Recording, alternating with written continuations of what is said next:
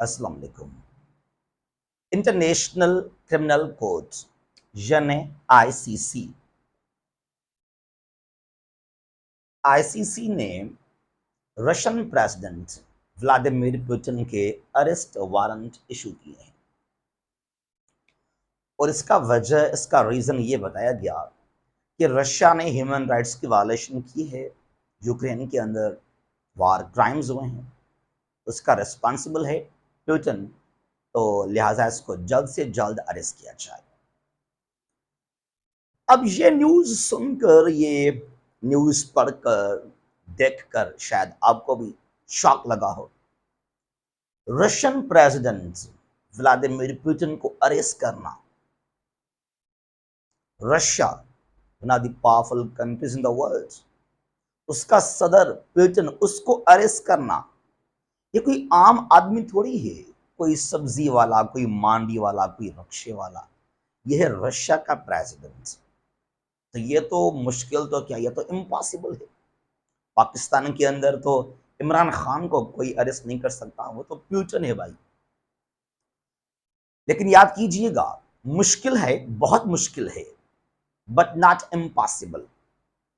As far as I am concerned, जहां तक मेरा ताल्लुक है, मैं कह रहा हूं ये कि पुतिन को अरेस्ट करना बहुत मुश्किल है, लेकिन इम्पॉसिबल नहीं है, इट्स पॉसिबल। ये कैसे पॉसिबल है, जरा इसको भी हम आगे जानते हैं, इसको हम आगे डिस्कस करते हैं। लेकिन याद कीजिएगा, इफ ही इज अरेस्टेड, अगर इसको अरेस्ट किया गया, the West, Europe and the USA will have to face ultimate consequences. इसके सख्त से सख्त नतायज फेस करने पड़ेंगे मगरबी दुनिया को। पहले बात कर लेते हैं about international criminal courts. Actually Rome, Italy में एक कॉन्फ्रेंस हुआ था, वहां एक मीटिंग हुआ था 1998 में। फिर वहां साइन किया गया, फिर वहां से एक चार्टर बना, एक लॉ बना, that is known as the Rome statute.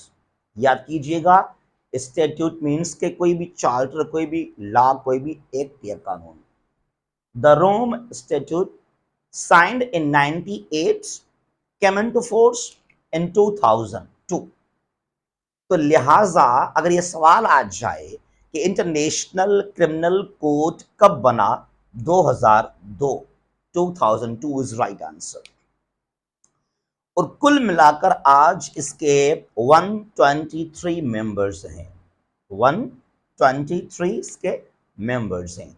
और इनको कहा जाता है स्टेट पार्टीज। याद कीजिएगा, state parties are the members of the international criminal court. और ये कितने आजकल 123 हैं। इसका हेडक्वार्टर कहां पर है? द हेग, नेदरलैंड्स में। अब जब मैंने कहा कि ये मुश्किल तो है लेकिन इम्पॉसिबल नहीं है, वो कैसे? अच्छा, अब शायद आप सोचेंगे यार ये पुतिन को अरेस्ट करना, कौन इसको अरेस्ट करेगा? क्या रशिया में जाकर इसको वहां से पकड़ेंगे? कोई फौज, कोई सिक्योरिटी के एजेंसियां, कोई पुलिस है हेग के अंदर जो वहां से आएंगे मॉस्को में, रशिया में, तो अरेस्ट पुतिन? नो, किसी में कोई जरूरत ही नहीं है। इजी तो क्या, ये तो पॉसिबल ही नहीं है। किसी में कोई जरूरत ही नहीं है कि मॉस्को में आकर अरेस्ट करे पुतिन को। कुछ नहीं भाई, ये आम आदमी थोड़ी है। हाँ, इसका एक तरीका है, वो क्या है? तो इंटरनेशनल क्रिमिनल कोर्ट ने क्या किया, इसने इन मेंबर्स को कहा, 123 जिसके मेंबर्स हैं, इनको कहा, क्योंकि ये सारे इसके मेंबर्स ही हैं, कि अगर पुतिन आपके मुल्क में आए तो इसको वहां अरेस्ट किया जाए। याद कीजिए इस बात को आप। अगर किसी भी 123 मेंबर कंट्रीज में, स्टेट पार्टीज में व्लादिमीर पुतिन आए तो फिर वहां इसको अरेस्ट किया जाए, ये समहाउ पॉसिबल है। अब मैंने कहा ना, रशिया में जाकर, मॉस्को में जाकर अरेस्ट करना इम्पॉसिबल है और किसी में कोई जरूरत ही नहीं है। लेकिन अगर पुतिन रशिया से बाहर जाता है किसी दौरे पर, कोई विजिट है ऑफिशियल तौर पर किसी भी मेंबर कंट्री में 123 में, तो वहां इसको अरेस्ट किया जा सकता है, क्योंकि they all are the members and they will oblige with the orders of the international criminal court. अच्छा, अब सवाल ये है कि इसके मेंबर कंट्रीज, यहां रशिया इसका मेंबर नहीं है, रशिया खुद अमेरिका, इनफैक्ट यूएसए इसका मेंबर नहीं है, और चाइना भी इसका मेंबर नहीं है, इंडिया भी नहीं है, पाकिस्तान भी नहीं है, उसके अलावा टर्की भी नहीं है, सऊदी भी नहीं है, मलेशिया भी नहीं है, इंडोनेशिया भी नहीं है। यहां पर तकरीबन तमाम जो यूरोपियन कंट्रीज हैं, सवाए बेलारूस और यूक्रेन के, जो कंट्रीज बाकी हैं वो सारे मेंबर्स हैं इंटरनेशनल क्रिमिनल कोर्ट, वो यहां आ जाते हैं 123 मेंबर्स के अंदर, यूरोपियन कंट्रीज। उसके अलावा जो लैटिन अमेरिका है, साउथ अमेरिका, कैरेबियन कंट्रीज या सेंट्रल अमेरिका, वो तमाम कंट्रीज जो हैं वो मेंबर्स हैं यहाँ पर आईसीसी के। उसके अलावा यहाँ पर कनाडा भी है, यहाँ पर कुछ और भी कंट्रीज जो हैं इसके मेंबर्स हैं। तो ओवरऑल कुछ एशिया से भी यहाँ पर हैं, ओवरऑल ये हैं 123। अब मैंने कहा इंडिया इसका मेंबर नहीं है, यहाँ पर रशिया खुद भी नहीं है, चाइना भी नहीं है, अमेरिका भी नहीं है। तो अगर पुतिन, याद कीजिएगा, अगर पुतिन अमेरिका जाएगा तो इसको वहां भी अरेस्ट नहीं किया जा सकता, बिल्कुल भी नहीं, नहीं लीगली तौर पर, नहीं वैसे, उनके पास कोई भी जवाज नहीं है इसको अरेस्ट करें वो, नहीं इंडिया के अंदर, वैसे भी इंडिया काफी क्लोज है विथ रशिया, जो टर्की है वो खुद भी जो है आजकल एंटी कुछ अमेरिका इसके लिए। अच्छा, अब यहां पर जो रशिया की कुछ क्लोज कंट्रीज हैं, ब्रिक्स के मेंबर्स कहलाते हैं, यहां पर ब्राजील है, यहां पर साउथ अफ्रीका, ब्राजील और साउथ अफ्रीका ये दोनों मेंबर्स हैं इंटरनेशनल क्रिमिनल कोर्ट के। अगर कभी इजलास हुआ, कोई कॉन्फ्रेंस हुआ ब्रिक्स का ब्राजील में, साउथ अफ्रीका में, तो डेफिनेटली वहां उनको ऑर्डर्स फॉलो करने पड़ेंगे आईसीसी के। तो साउथ अफ्रीका के अंदर, ब्राजील के अंदर पुतिन को अरेस्ट किया जा सकता है, हालांकि वो खुद चाहेंगे भी नहीं कि वो अरेस्ट करें पुतिन को, लेकिन उनको ऑर्डर्स फॉलो लाजमी करने हैं। अच्छा, अब यहां पर हंगरी ने अनाउंस किया, हंगरी जो यूरोप में है वो खुद मेंबर है आईसीसी का। व्हाट हंगरी सेड कि हम कभी भी पुतिन को अरेस्ट नहीं करेंगे, लेकिन ये इसमें कोई भी श्योरिटी नहीं है वो अरेस्ट कर सकता है, क्योंकि वो मेंबर है। यहां पर बात क्या है, यहां पर बात क्या है, कुछ आर्टिकल्स ये भी लिख रहे हैं कि भाई G20 का मीटिंग होगा सितंबर महीने में इंडिया के न्यू दिल्ली के अंदर, तो वहां उस मीटिंग में पुतिन को अरेस्ट किया जाएगा। अरे भाई, इंडिया तो इसका मेंबर ही नहीं है, India is not in these 123 countries, तो कोई कुछ बिगाड़ नहीं सकता पुतिन का इंडिया के अंदर, राइट। अच्छा, फिर यहां पर ना एक धमकी भी दिया, एक थ्रेट दिया है, ये था, अभी भी है, दिमित्री मेदवेदेव। दिमित्री जो हैं ये अभी है रशियन सिक्योरिटी काउंसिल का चेयरमैन, जो रशिया की सिक्योरिटी है, मिसाइल्स हैं, डिफेंस है, उसका चेयरमैन है दिमित्री, और ये पहले था रशिया का प्राइम मिनिस्टर, ठीक है।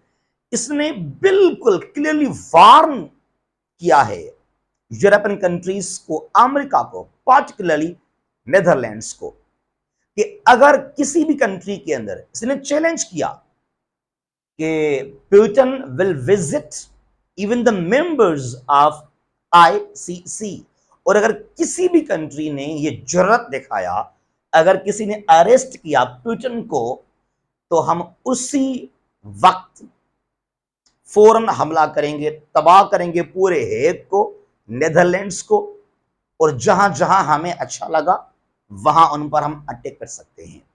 तो भाई ये जो वारंट इशू किए हैं इंटरनेशनल क्रिमिनल कोर्ट ने टू अरेस्ट पुतिन, ये तो थोड़ा पॉसिबल भी है लेकिन इसके सख्त नताइज कॉन्सिक्वेंसेस अल्टीमेटली फेस करने पड़ेंगे मगरबी दुनिया को। और ये कहा दिमित्री ने कि arrest of Putin is the attack on Russia.